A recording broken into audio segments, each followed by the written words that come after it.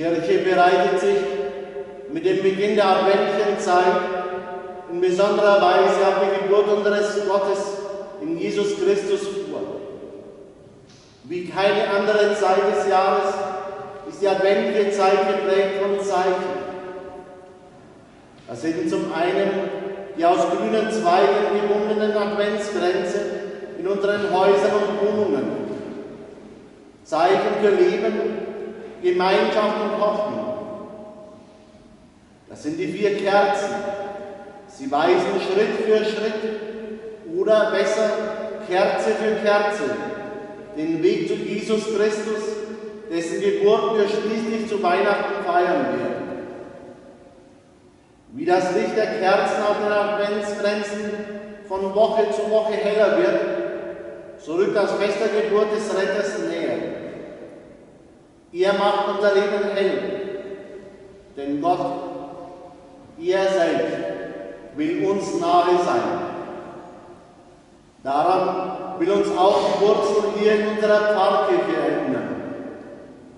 So manches in unserem Leben ist abgestumpft, vielleicht sogar schon abgestorben.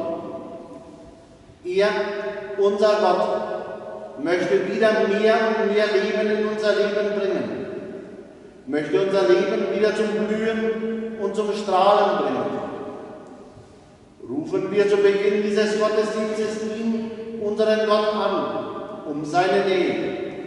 Bitten wir ihn um seine Begleitung, wenn wir uns auf den Weg durch diese Vorbereitungszeit machen, damit uns mehr und mehr sein Licht aufgeht und es uns dann in Fülle anstrahlen wird, wenn wir an Weihnachten die Geburt unseres Retters und Erlösers Jesus Christus feiern.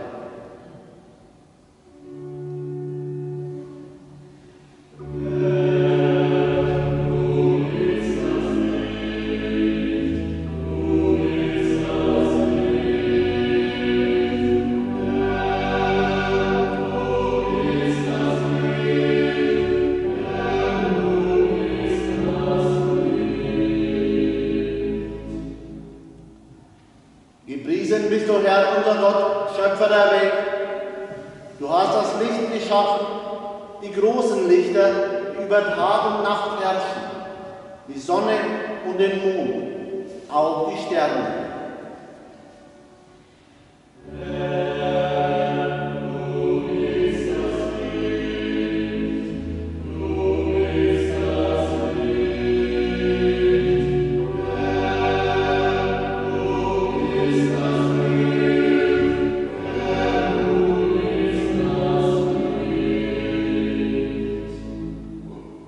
Gepriesen bist du, Herr, unser Gott, Schöpfer der Welt. Du hast das Licht geschaffen. Dein Licht erhellt unsere Finsternis. Dein Licht bringt Wärme in die Kälte unseres Lebens.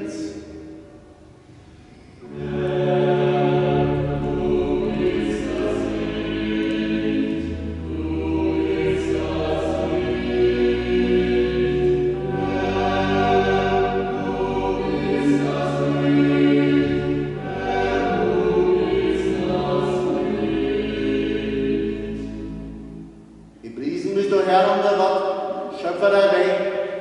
Du erhältst uns am Leben. Du gibst uns Kraft.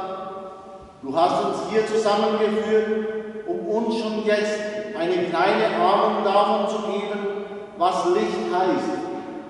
Eine kleine Ahnung von dem Licht, das du selber bist und das uns durch und durch erfüllen will.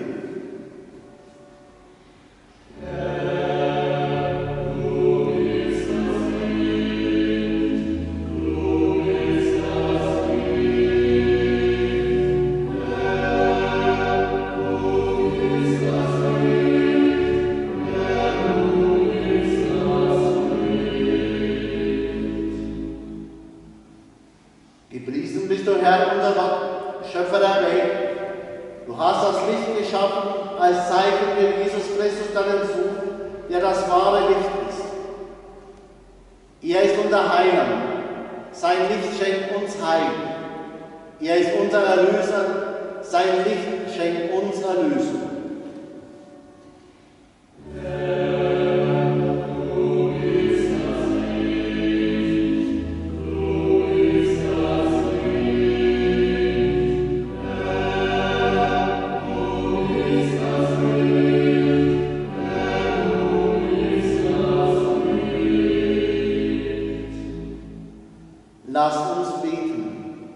Ewiger Gott, du lässt uns Menschen in unserem Suchen nach Leben, Licht und Freude nicht allein.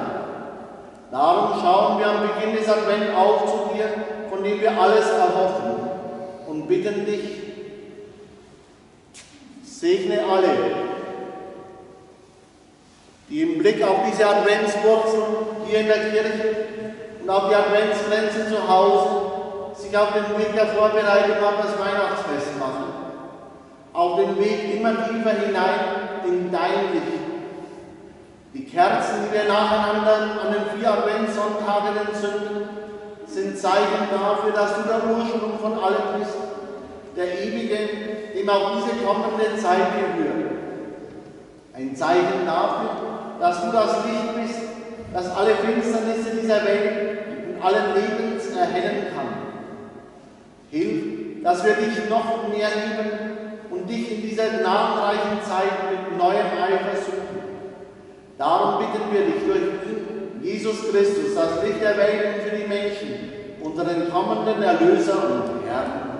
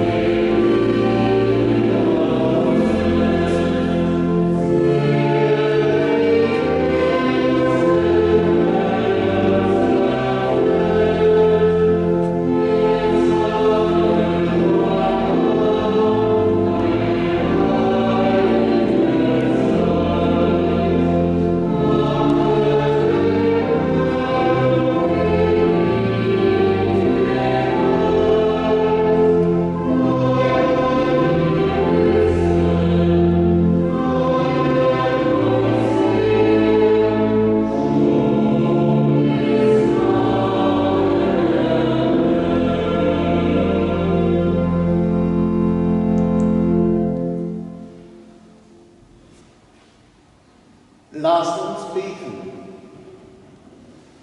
Treuer Gott, du weißt, wie verzagt und müde wir sind, wenn wir die großen Probleme in unserer Welt sehen.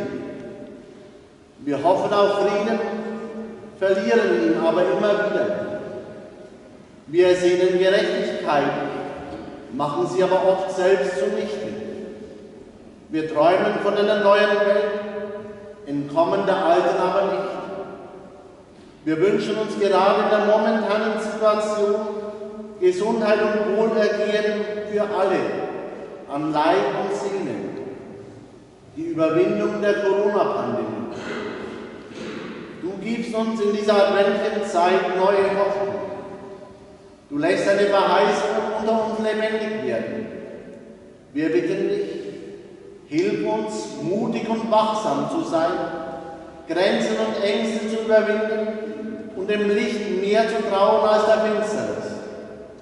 Du lässt dein Licht unter uns wachsen, in ihm, Jesus Christus, deinem Sohn, unserem kommenden Herrn, Erlöser und Gott, der in Gemeinschaft mit dir und dem Heiligen Geist einmal alles vollenden wird, für Zeit und Ewigkeit.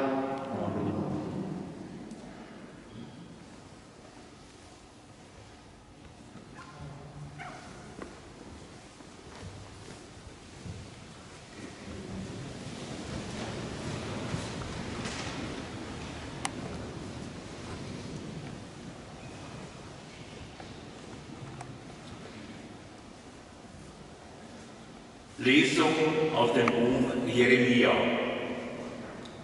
Siehe, Tage kommen, Spruch des Herrn, da erfülle ich das Heilswort, das ich über das Haus Israel und über das Haus Juda gesprochen habe. In jenen Tagen und zu jener Zeit werde ich für David einen gerechten Spross aufsprießen lassen. Er wird Recht und Gerechtigkeit wirken im Land. In jenen Tagen wird Juda gerettet werden. Jerusalem kann in Sicherheit wohnen. Man wird ihm den Namen geben, der Herr ist unsere Gerechtigkeit. Wort des lebendigen Gottes.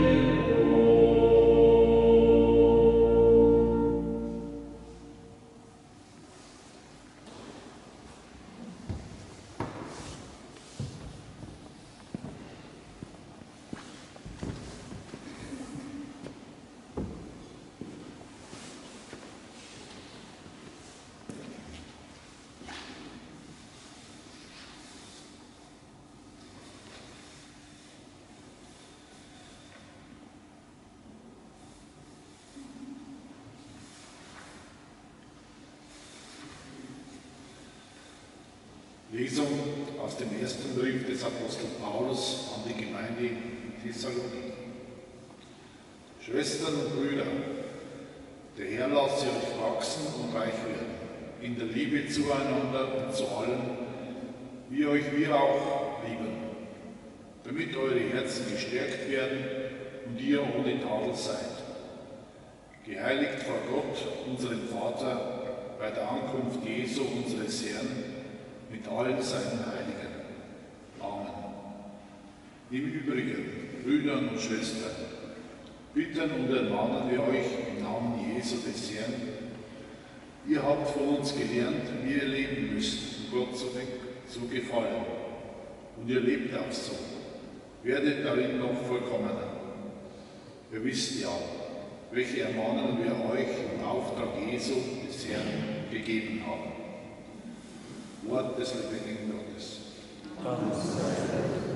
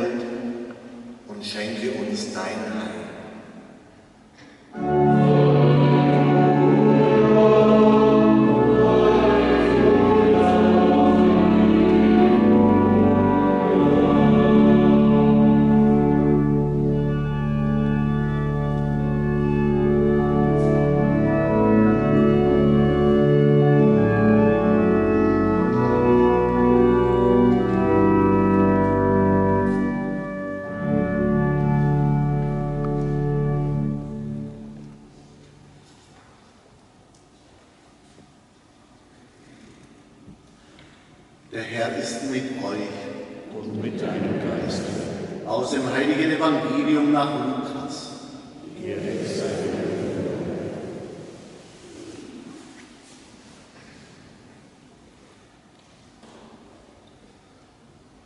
In jener Zeit sprach Jesus zu seinen Jüngern: Es werden Zeichen sichtbar werden an Sonne, Mond und Sternen. Und auf der Erde werden die Völker bestürzt und ratlos sein über das Toben und Donnern des Meeres. Die Menschen werden vor Angst vergehen in der Erwartung der Dinge, die über den Erdkreis kommen. Denn die Kräfte des Himmels werden erschüttert werden. Dann wird man den Menschensohn in einer Wolke kommen sehen mit großer Kraft und Herrlichkeit. Wenn dies beginnt, dann richtet euch auf und erhebt eure Häupter, denn eure Erlösung ist nahe. Nehmt euch in Acht, dass Rausch und Trunkenheit und die Sorgen des Alltags euer Herz nicht beschweren, und dass jener Tag euch nicht plötzlich überrascht wie eine Falle. Denn er wird über alle Bewohner der ganzen Erde hereinbrechen. Wacht und betet alle Zeit, damit ihr allem, was geschehen wird, entrinnen und vor den Menschensohn hintreten könnt.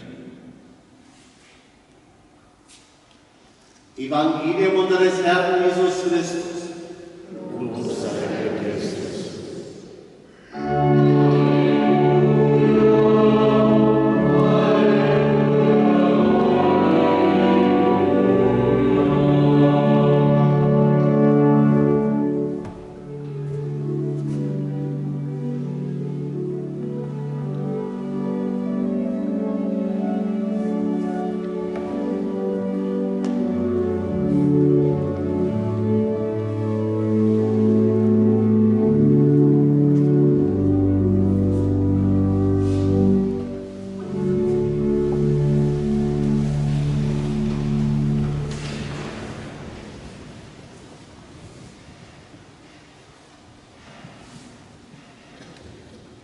Liebe Schwestern und Brüder, es werden Zeichen sichtbar werden an Sonne, Mond und Sternen. Ist es nicht schon so weit? Wenn wir durch die Straßen unserer Orte fahren, wenn wir die Straßen beobachten, wenn wir die Menschen beobachten, wie sie ihre Häuser, ihre Gärten dekorieren. Es werden Zeichen sichtbar. Viele Zeichen. Menschen versuchen, es hell werden zu lassen in dieser dunklen Zeit. Menschen versuchen, der Finsternis zu entkommen. Menschen versuchen, Helligkeit zu zeigen, Strahlen zu zeigen, Licht zu zeigen. Aber ist das nicht alles oft nur vordergründig? Ist es nicht vielfach so, dass es zwar äußerlich hell ist, ja fast grell und schreiend, dass es innerlich aber vielfach und scheinbar immer mehr stockdunkel ist? Dass es in vielen Menschen zappenduster aussieht, dass viele Menschen nicht mehr auswissen vor lauter Dunkelheit in ihrem Leben. Liebe Schwestern und Brüder, die Sehnsucht nach Licht war schon immer riesengroß. Die Menschen fürchten sich im Dunkeln. Die Menschen haben Angst. Und wir brauchen nicht lange zu überlegen. Es fällt wohl jeder und jedem von uns etwas ein, das uns Angst macht. Wie gut, dass wir uns auf Weihnachten zu bewegen. Wie gut, dass wir jetzt die Adventszeit beginnen. Wie gut, dass es Schritt für Schritt oder besser Kerze für Kerze heller wird, bis dann schließlich an Weihnachten alles im hellen Licht erstrahlen kann. Diese Zeit möchte uns darauf vorbereiten, möchte Licht in die Dunkelheiten unseres Lebens bringen, möchte uns selber zum Strahlen bringen, möchte uns Lichtblicke schenken, uns schenken, damit wir selber zum Lichtblick werden können für unsere Mitmenschen, für unsere Welt. Ich möchte uns einen meditativen Text von einem ganz geschätzten Theologen, Paul Weismann, vortragen.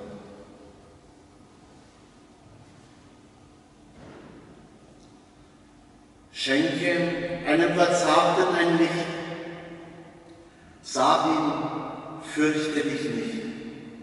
Sieh, dein Gott ist dir nah, glaub seinem Wort, er ist da. Red einer Geknickten Mut zu, sag ihr, du schaffst es, hab Mut.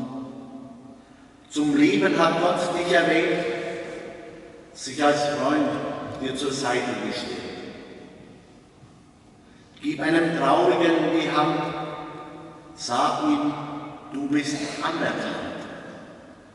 Immer steht Gott für dich ein, will bester Beschützer dir sein.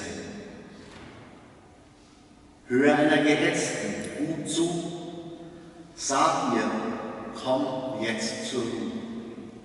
Gott begleitet dich treu, immerfort, tagtäglich neu.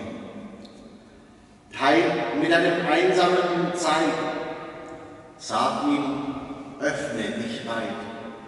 Lass deinen Gott bei dir ein, er will Bruder dir sein.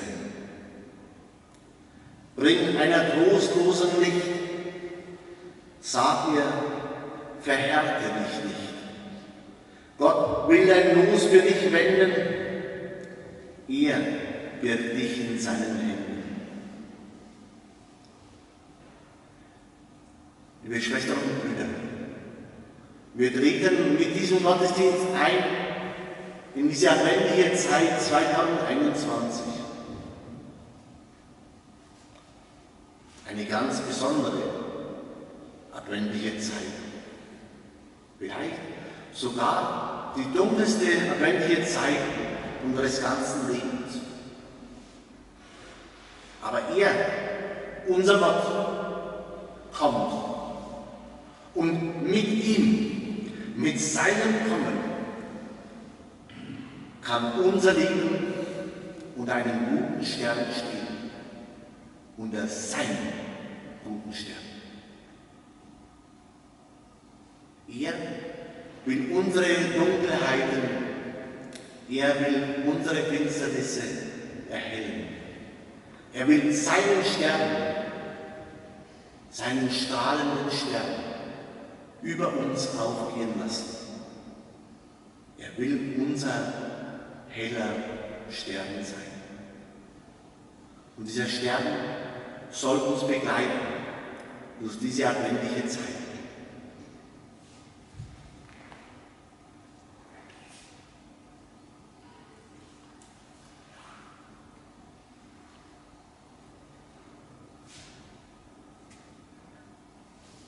Ich möchte Sie einladen, immer wieder neu auf diesen Stern zu schauen. Von diesem Stern, von diesem Licht, das Gott selber ist und das er selber uns schenkt. Hoffnung, Trost, Zuversicht zu erfahren, zu erhoffen, zu ersehen. In der Gewissheit, er ist im Kommen.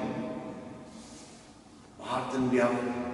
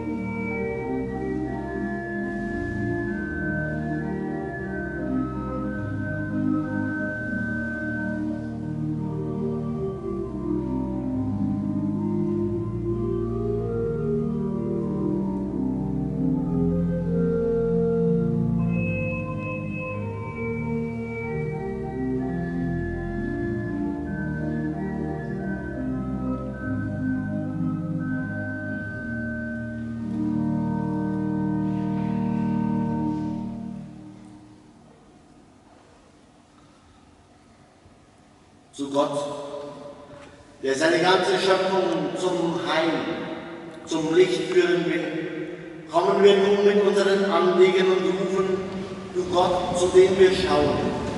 Wir bitten dich. Die Nöte unserer Zeit sind groß. Krieg, Terror, Gewalt, Feindseligkeit und Angst breiten sich überall auf der Welt aus. Gib den Regierenden Weisheit, Kraft und Ausdauer, um Wege zu mehr Gerechtigkeit und Frieden zu bauen. Du Gott, zu dem wir schauen. Wir bitten dich, erhöre uns. Viele Menschen haben Angst vor der Zukunft und suchen nach Halt und Sicherheit. Stärke in uns allen Besonnenheit, Zusammenhalt und Solidarität, in besonderer Weise mit den Kranken und Leidenden. Und das Vertrauen in dein Wirken, du Gott, zu dem wir schauen. Wir bitten dich, erhöre uns. Für viele Menschen hat das Evangelium an Bedeutung verloren. Öffne ihre Herzen neu für deine Gegenwart und hilf uns in deiner Kirche, das Evangelium in Wort und Tat überzeugend zu verkünden und zu leben. Du Gott, zu dem wir schauen. Wir bitten dich, erhöre uns. Schenke allen Kranken und Notleidenden, liebevolle Helferinnen und Helfer, Trost, Zuversicht und Hoffnung und stärke alle, die ihnen beistehen. Du Gott, zu dem wir schauen. Wir bitten dich, erhöre uns. Lass alle, die in der Hoffnung auf dein Heil gestorben sind, bei dir Leben, Licht und Heil in Fülle finden. Du Gott, zu dem wir schauen. Wir bitten dich, erhöre uns. Wir bitten in einem Augenblick der Stille, auch in unseren ganz persönlichen Anliegen, in den Anliegen aller Mitglieder unserer Pfarreiengemeinschaft, in den Anliegen aller Menschen guten Willens.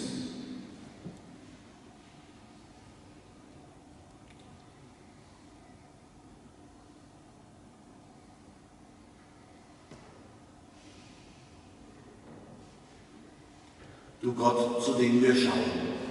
Wir bitten dich, erhöre uns. Du Gott, willst das Heil deiner ganzen Schöpfung und verlässt dein Volk nicht. Wir sagen wir Lob, Preis und Dank, heute und für alle Zeit und Ewigkeit.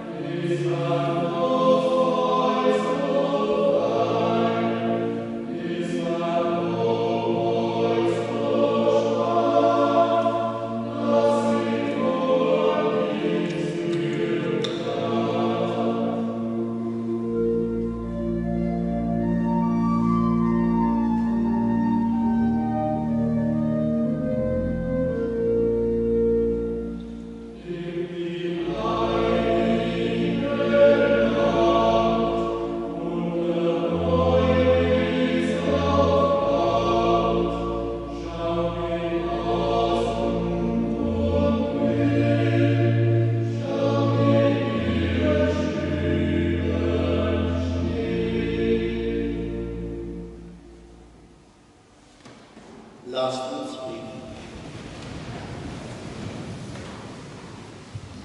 Herr unser Gott, Brot und Wein haben wir auf den Altar gestellt und in diesen Gaben unseren Hunger nach Liebe, die Sehnsucht von dir angenommen zu sein.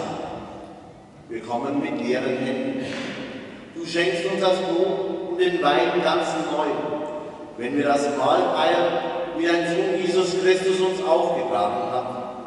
Denn dann bist du selbst gegenwärtig. Wir dürfen deine Liebe und Nähe schmecken, ja, wir dürfen dich schmecken. Wir danken dir für die Fülle des Lebens, heute und für alle Zeit und Ewigkeit. Amen. Der Herr ist mit euch. Und mit deinem Geist. Wo habt ihr Herzen? Wir haben es zu deinem Herrn. Lasst uns danken dem Herrn, unserem Gott. Das ist würdig und recht. Wahrhaft danken wollen wir dir, Gott, denn du bist der Grund all dessen, was ist. Du hast den Anfang der Schöpfung gesetzt, du hast den Menschen ins Leben gerufen. Du stehst zu dem, was du begonnen hast, und wirst alles zur Vollendung führen. In Jesus Christus, deinem Sohn, hast du den Anfang gemacht und uns von der Last der Sünde und dem Schrecken des Todes befreit. Einst aber wirst du dein Werk jenseits von Raum und Zeit vollenden. Dann werden wir jubeln und selig sein, da wir dir ähnlich werden und uns nichts mehr von dir trennen. Darauf dürfen wir uns heute schon freuen und mit den Engeln und Heiligen in deinen Lobpreis einstimmen.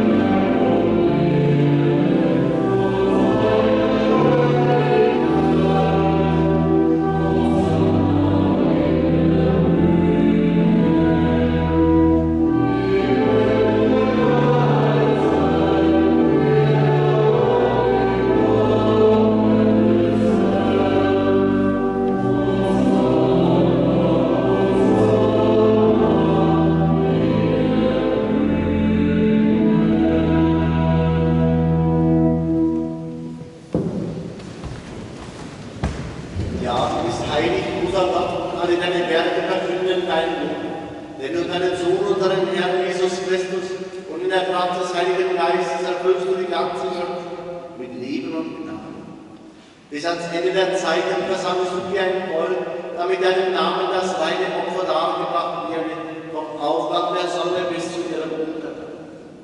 Darum bitten wir dich, allmächtiger Gott, heilige unsere Gaben durch deinen Geist, damit sie uns werden Leib und Blut deines Sohnes, unseres Herrn Jesus Christus, der uns aufgetragen hat, dieses Geheimnis zu feiern.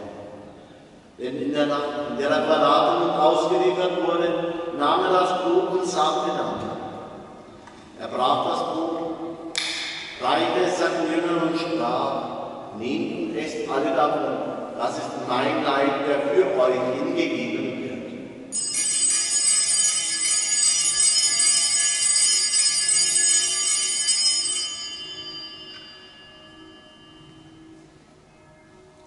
Ebenso nahm er nach dem Mahl den Kelch, dankte wiederum, reichte den Kelch seinen Jüngern und sprach: Nehmt und trinkt alle daraus, das ist der Kelch des neuen und ewigen Bundes, mein Blut, das für euch und für alle übergossen wird zur Vergebung der Sünden.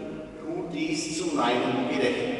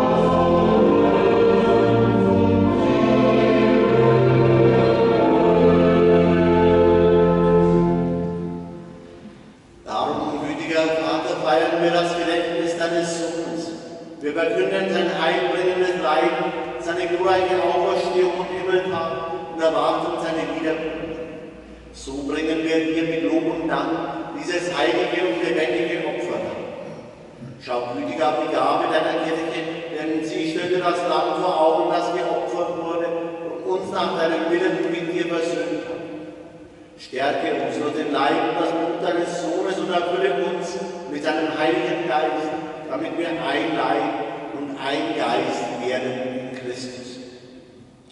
Er mache uns auch immer zu einer Gabe, die dir wohlgefällt, damit wir das verheißene Erbe erlangen, mit deinen Auserwählten, mit der seligen Jungfrau und Gottes Mutter Maria, mit ihrem Bräutigam, dem heiligen Josef, mit deinen Aposteln und Märtyrern, mit dem heiligen Petrus, mit den heiligen Kaspar und Melchior und Balthasar, mit den heiligen Apostelfürsten Petrus und Paulus, mit allen unseren Namenspatronen und mit allen Heiligen, auf deren Fürsprache wir vertrauen. Barmherziger Gott, wir bitten dich, dieses Opfer unserer Versöhnung bringe der ganzen Welt Frieden und Heil. Beschütze deine Kirche auf ihrem Weg durch die Zeit und stärke sie im Glauben und in der Liebe. Deinen Diener ihnen unseren Papst Franziskus, unseren Bischof Rudolf und die Gemeinschaft aller Bischöfe, unsere Priester, Ordensritter und Diakonen, alle Frauen, Männer und Kinder, die du selber mit deinem Dienst in deiner Kirche beauftragt hast, und das ganze Volk deiner Erlösung. Erhöre, gütiger Vater, die Gebete und Anliegen der hier versammelten Gemeinde und führe zu dir auch alle deine Töchter und Söhne, die noch fern sind von dir. Erbarme dich unserer Mitschwester Frieda Zell, die du aus dieser Welt zu dir heimgerufen hast. Durch ihre Taufe hört sie Christus an, ihm ist sie gleich geworden in ihrem Tod. Gib ihr auch Anteil an der Auferstehung, wenn Christus die Toten auferweckt und unseren irdischen Leib, seinen verkehrten Leib ewig macht. Erbarme dich aller unserer verstorbenen Schwestern und Brüder und aller, die in deiner Gnade aus dieser Welt geschieden sind. Wir denken in diesem Gottesdienst auch mit Lydia Bücher an ihrem verstorbenen Vater, mit Monika Müller an ihre verstorbenen Schwiegereltern, mit der Familie Bauer und die verstorbene Franziska Bauer, mit Georg und Lili Stichinger an die verstorbenen Eltern, mit Maria Bock, Fahrenmeier und ihre verstorbene Mutter, sowie schließlich mit Conny Koller an ihre Anliegen zum Dank.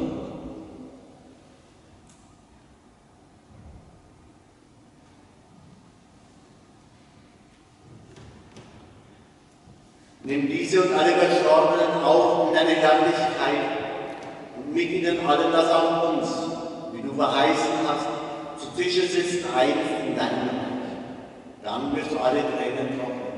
Wir werden dich, unseren Gott, schauen, wie du bist, dir ähnlich sein auch ewig und dein Lob singen ohne Ende. Darum bitten wir dich um unseren Herrn Jesus Christus, denn durch ihn schenkst du der Welt alle guten Gaben. Denn durch ihn und mit ihm und in ihm ist dir, Gott allmächtiger Vater, in der Einheit des Heiligen Geistes alle Herrlichkeit und Ehre, jetzt und in Ewigkeit.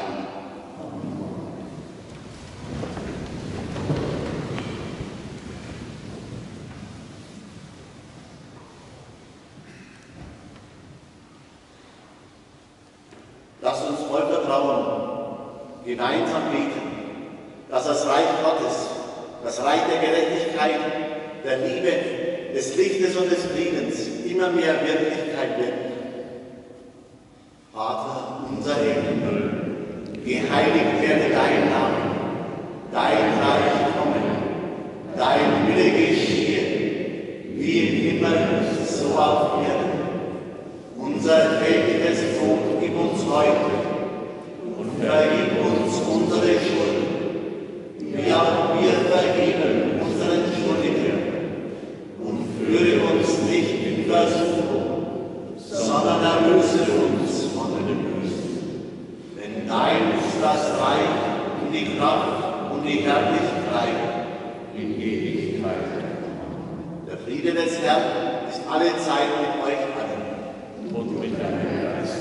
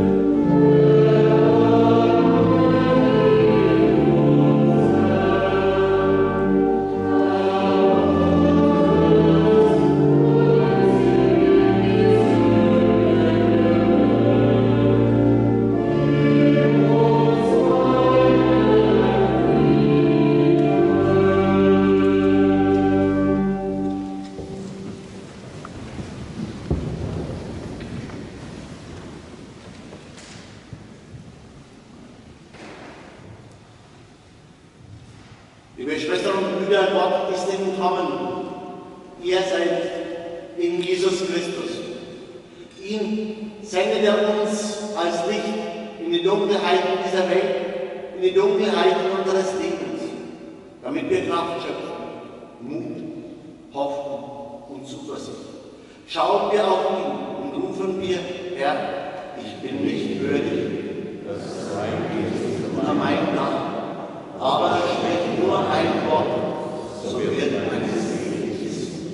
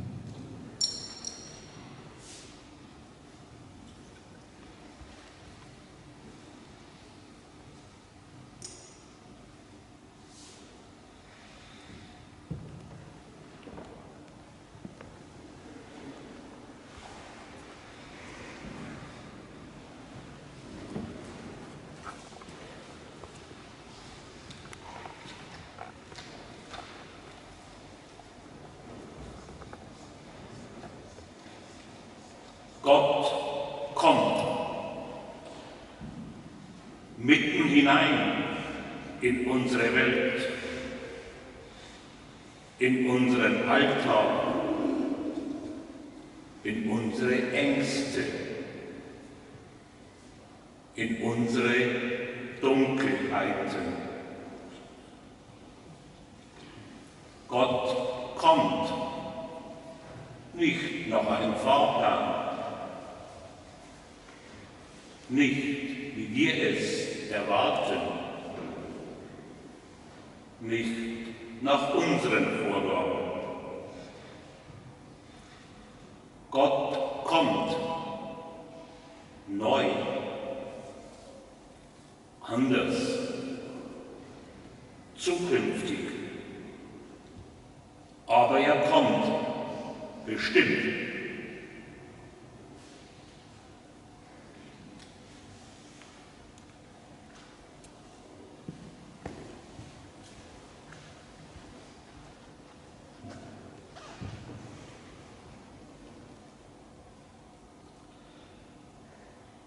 Lasst uns beten.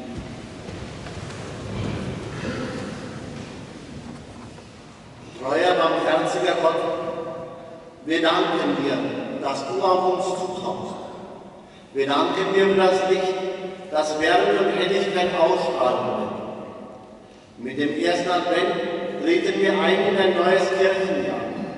Gleichzeitig beginnen wir die Vorbereitungszeit auf das Weihnachtsfest. Diese Zeit möchte für uns eine Zeit der Umkehr und der Besinnung sein, eine Zeit der Freude und der Erwartung.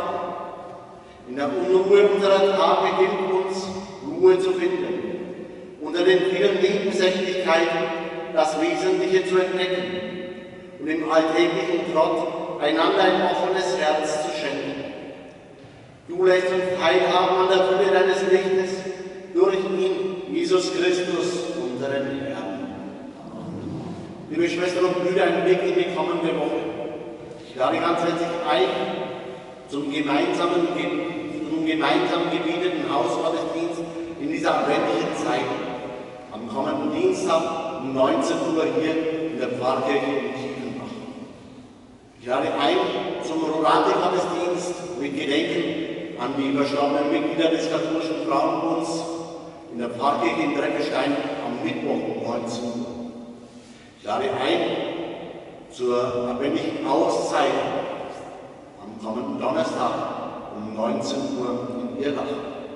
Und ich lade ein zum Rorate-Gottesdienst am kommenden Freitag um 19 Uhr in Steinbrück.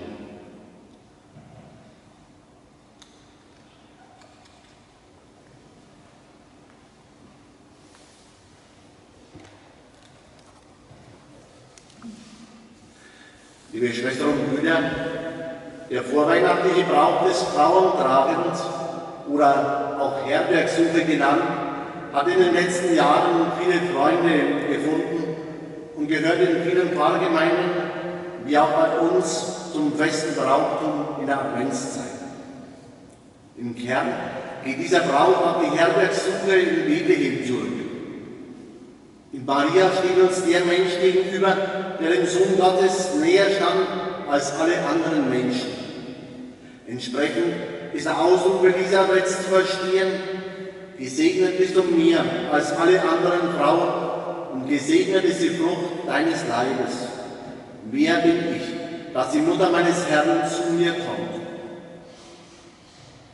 Auch bei uns, auch in uns will Maria ankommen und uns die Botschaft nahebringen: Der Retter der Welt und aller Menschen ist nahe. Seine Ankunft steht unmittelbar bevor. Er will Aufnahme finden in den Herzen der Menschen. Auch bei uns sucht Maria Herberge. Wenn wir am heutigen ersten Advent die Marienstatuen in die Häuser und Familien unserer Pfarrgemeinde und unserer Pfarreiengemeinschaft und auch darüber hinaus aussenden, dann soll dadurch zum Ausdruck kommen, dass die Botschaft vom ankommenden Messias, geboren aus Maria der Jungfrau, immer mehr die Herzen der Menschen erreichen will. So lasst uns beten. Allmächtiger Gott, wir preisen dich, denn Großes hast du an Maria getan. In dir schauen wir, wie reich du auch uns in deinem Erbarmen beschenkt hast. Wir bitten dich, segne alle, die vor der Marienstatue betend verweilen werden. Sie will uns daran erinnern, dass Maria, die Mutter unseres Herrn Jesus Christus, auch unsere Mutter ist, die wir in jeder Not anrufen dürfen.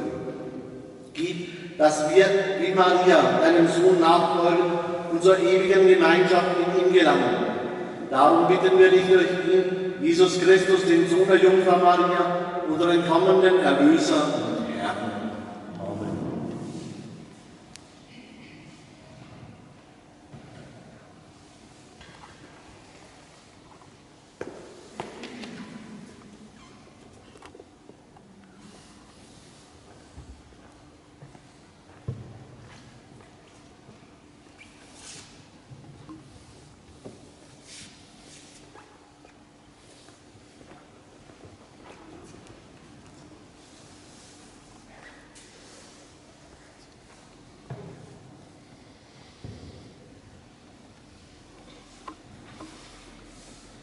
Ich bitte nun, nach Aufruf des Namens, die Marienstatue in Empfang zu nehmen und Maria mit ihrem Sohn Jesus Christus Herberge zu gewähren. Als erste Familien und Gemeinschaften nehmen die Marienstatue in Empfang und gewähren Herberge Familie Josef Ruhrmüller, Familie Peter Hammer, Frau Anna Dirscher,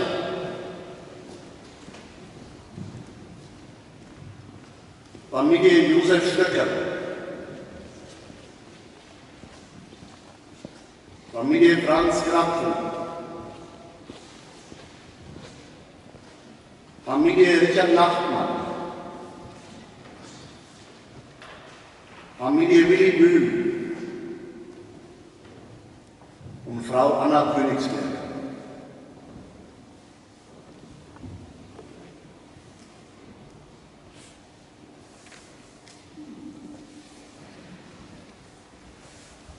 Ich bitte Sie, stellvertretend für alle Familien, für alle Gemeinschaften, die in dieser adventlichen Zeit Maria und ihren göttlichen Sohn Herberge gewähren werden. Nehmen Sie Maria und den kommenden Erlöser auch in Ihre Familie, in Ihre Hausgemeinschaft, in Ihr Herz. Gewähren Sie ihr Herberge, nehmen Sie Jesus Christus, den kommenden Erlöser, auch in unsere Welt. Bereiten Sie ihm damit den Weg herein in unsere Zeit und Welt.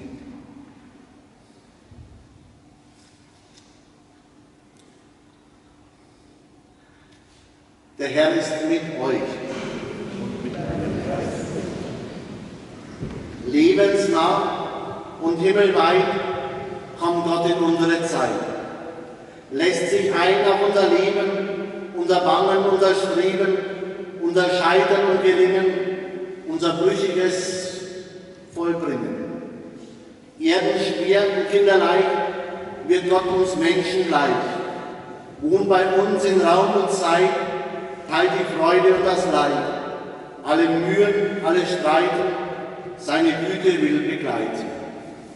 Geisterfüllt und menschentreu schafft Gott uns täglich neu, schenkt uns starke Lebenskraft, führt zu wahrer Leidenschaft, ist in allem für uns da, sagt zu jedem Menschen Ja. Liebevoll und herzensgut gibt er täglich neuen Mut, wandelt unseren Geist und Sinn, lockt und lenkt zu ihm sich hin, zu ihm, dem Vater und dem Sohn und dem Heiligen Geist. Geht nun, ihr seid gesendet, Gottes Segen in euch und durch euch wirken zu lassen. Dank sei Gott dem Herrn.